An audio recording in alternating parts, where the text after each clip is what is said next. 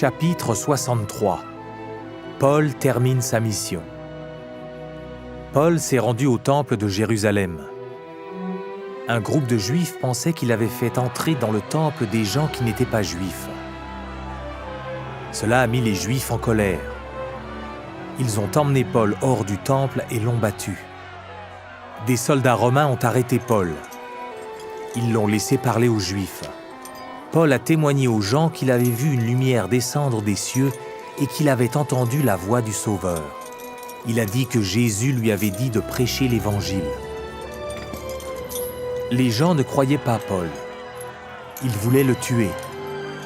Les soldats ont mis Paul en prison pour la nuit. Le Sauveur a rendu visite à Paul en prison et lui a dit de ne pas avoir peur. Il lui a dit qu'il irait à Rome pour y enseigner l'Évangile.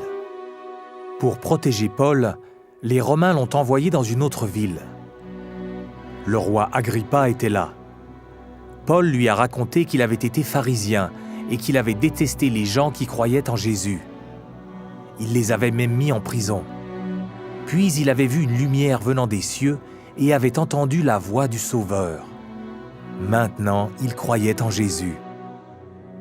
Il a témoigné au roi Agrippa que l'Évangile était vrai. Il a dit que Jésus était ressuscité. En vision, Jésus-Christ lui avait dit de prêcher son Évangile. Parce qu'il avait obéi, de nombreuses personnes le détestaient. Le roi Agrippa a dit que Paul l'avait presque convaincu de croire en Jésus. Le roi ne pensait pas que Paul méritait la mort. Mais il a envoyé Paul à Rome, où il serait jugé. Paul a passé 2 ans en prison à Rome. De nombreuses personnes sont venues le voir. Il leur a enseigné l'Évangile. Il a écrit des lettres au sein des autres pays. Certaines de ces lettres, qu'on appelle épîtres, se trouvent dans le Nouveau Testament. Paul savait qu'il serait tué. Il n'avait pas peur. Il avait obéi au commandement de Dieu. Il avait enseigné l'Évangile. Il avait terminé sa mission.